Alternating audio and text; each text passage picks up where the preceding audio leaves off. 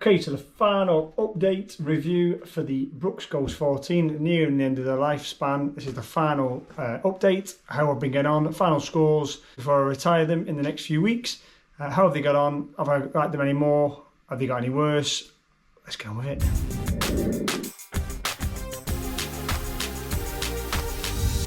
So yeah, super quick review. Like I said, these are coming to the end of their lifespan. I've just ticked past 450 miles, 720k. So I've got a few more weeks, probably a few more runs left in them before I retire them for good. So it's going to be a quick update today, just a final one I've done. I'll tag the other reviews there. So I think it was a 30 mile, 50k after the initial run, maybe 100 and something miles and 200 and something miles, and now 400 and something miles. So yeah, this is the last one I'm going to do. Yeah, those that have watched the previous ones or follow the channel know that I was never a massive fan of these. Since the first run I was a bit disappointed. Like I said, a shoe that's RRP'd for 120 plus pounds. I managed to get it on a bargain for about 50 quid, but again, RRP'd for 120. I had big expectations, and those that have watched the previous reviews, if you haven't gone and watched them, I was never really enamoured with these. Didn't really do anything. Pitched as a daily trainer, but they're just not. I've used them as an easy running shoe, but even then they're not particularly good or enjoyable for that. I haven't really enjoyed any of the runs I've done in them particularly. So your final one today, final scores, how have they performed? Yeah, so as always, previous review, I gave it a 38.5 out of 50. It's a total score, which is about 77%, which again isn't a particularly high score. So today, going to give final scores. I'll go through all the major parts of the shoe as quick as I can, just to give you a final update. Outsole, one of the two main kind of shining lights of the shoe.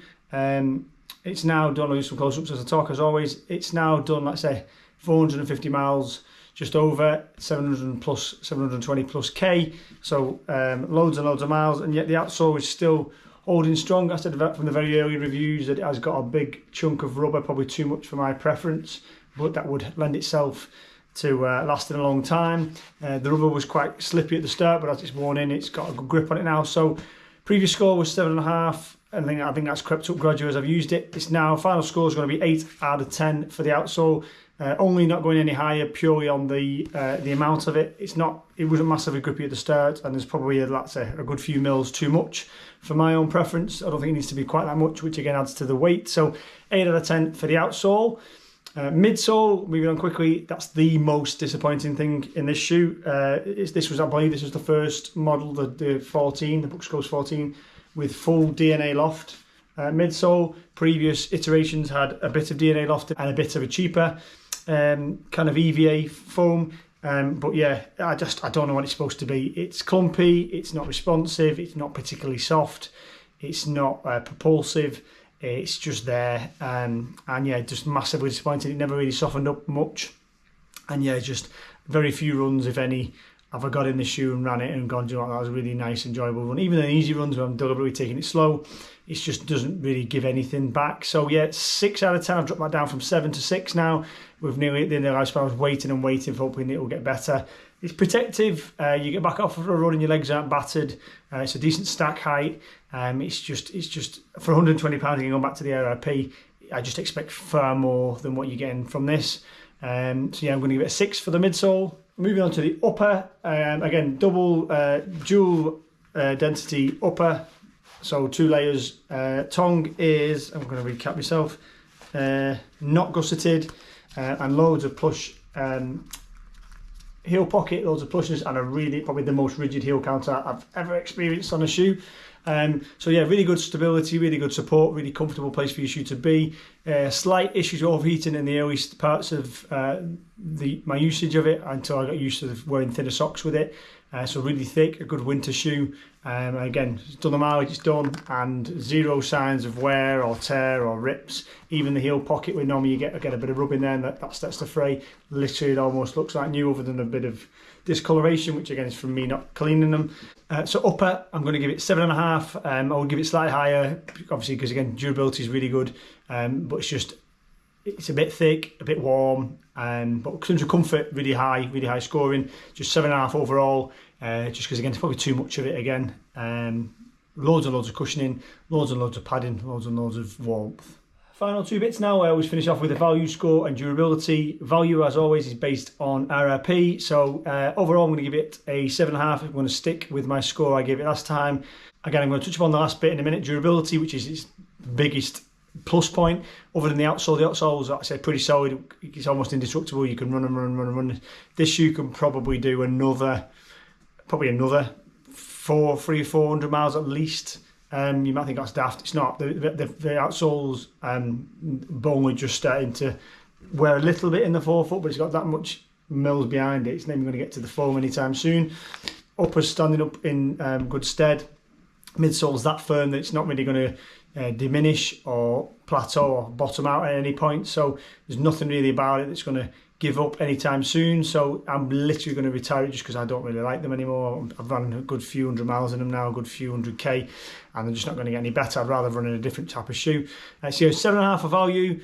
Like I said, a lot of that score is purely on the back of the midsole's pretty solid, and the fact that it's going to be, it never ends. It's an everlasting shoe almost. Other than the fact it's got really good durability, that score would have probably gone down to about a 5. Purely because again, paying £120, I want far more from my shoe. At the early stages of this, maybe I thought I was being a bit harsh. I was trying to give it the benefit of the doubt, but this particular model, the book scores 14. I just don't see the appeal. I don't know what it's supposed to be. It doesn't really do anything really well. So that's just my opinion. And then the last bit, let's finish with the positive. Durability. Previously it was 9.5. Again, mentioned it all before. It's indestructible. Nothing about it is built flimsily. Everything's built to last. Everything seems to have lasted really well. So I'm going to have to knock it up from 9.5 up to 10. I have never seen a shoe done the mileage I've done in it and it still look like it does. Again, I'll get some close-ups. There's a bit of creasing on the midsole, which is to be expected. This definitely at this stage. Outsole looks like it's done about 300 miles less than it has done. Upper is pristine, other than, I say, a bit of dirt on it. And everything about it is just, again, if you cleaned it up, and other than the outsole wear, a little bit of outsole wear, you wouldn't even know I've done that many miles in it at all. So durability has to be 10 out of 10. So quick wrap up now. Total scores. Previously it scored 77%, as I mentioned earlier. Today, final score, it has scored 78%, so 39 out of 50.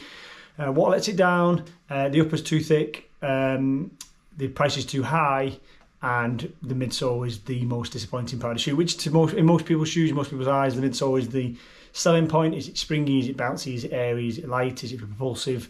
As long as it's got something going on, that's normally where the value is held in terms of the cost and the enjoyment from a shoe. This doesn't provide any real enjoyment to me. Maybe I sound like a bit of a downer on it, but yeah, it's just, I'll be honest, like as always, everything I review, this is my honest opinion. Never really got on with them, never really liked them. So yeah, it is what it is. Again, other people might love it. Drop in the comments if you're a massive Brooks fan as a whole. Are you a massive Brooks Ghost fan, as in this particular model? I know the Hyperion Max, some of the other GTS models as well are very popular, and I've got a completely different compound in terms of the midsole. So it's just the DNA Loft. Is anyone a fan of the DNA Loft? Drop it in the comments if you are. Have I missed something? So I've given it the benefit of the doubt. I've had these well over 12 months, 18 months now, and I've never really had an enjoyable pleasant one. I think I had one or two where it felt a little bit squishier, the foam, but it's never really persisted. I'm probably going to get a few more runs in and then I'm going to literally retire them. Like I said, I don't really look forward to grabbing them. I'll do a few more easy runs and then box them off. So yeah, that's the Brooks Ghost 14 boxed off. Like I said, I've retired these the next few weeks. Last week I dropped my new rotation. Probably I'm going to go and purchase another Easy Day shoe because I'm not going to keep running these for much longer, or we'll replace them with a hopefully more enjoyable shoe for my easy runs. But yeah, look out for that. Other shoe reviews will be dropping soon. The Reebok Floatride Energy 5 final review is going to come out, and the Mizuno Wave Skyrise 3 as well. They're nearly in their lifespans as well, so look out for them in the next few weeks. As always, thank you for watching. All the best for your running. See you on the next one.